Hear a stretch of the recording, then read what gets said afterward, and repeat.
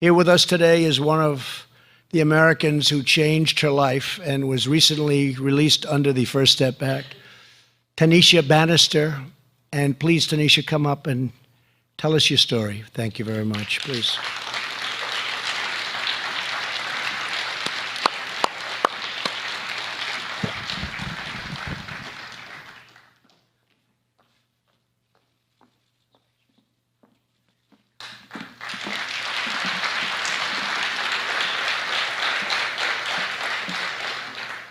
As the President of the United States says, my name is Tanesha Bannister.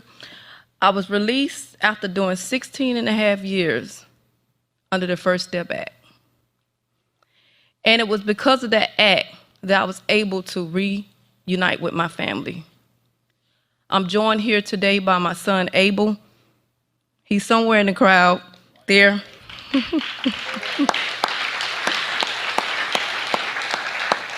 I want to thank all the political leaders and the organizations that helped push this act. Organizations like Cut 50 that led this act to free not only just me, but thousands of others. I want to thank all the political leaders that crossed party lines and stepped out of their comfort zone to make this happen. So many, like myself, have been displaced in the criminal justice system for so long. But I stand here today to say, because of the First Step Act, we're able to move towards the second step. I want to thank the President for giving me another leash on life.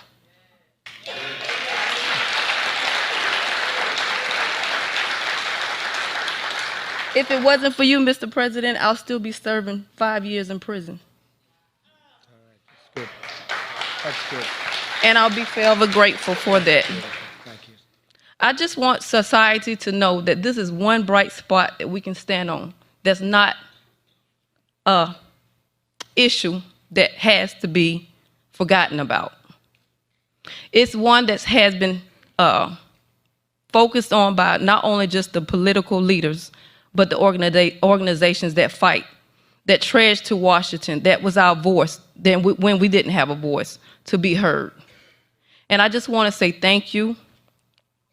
I want to say that in order to take the first step, you have to be willing to do things that you're not comfortable with. You'll have to be willing to have conversations that you're not willing to have. For decades, the criminal justice conversation has been a hard conversation to have, almost non-existent. It was all about the political leaders thinking about who can be tough on crime, who can lock up the most and throw away the key. It dehumanized. But I'm standing here today saying this is what a second chance looked like.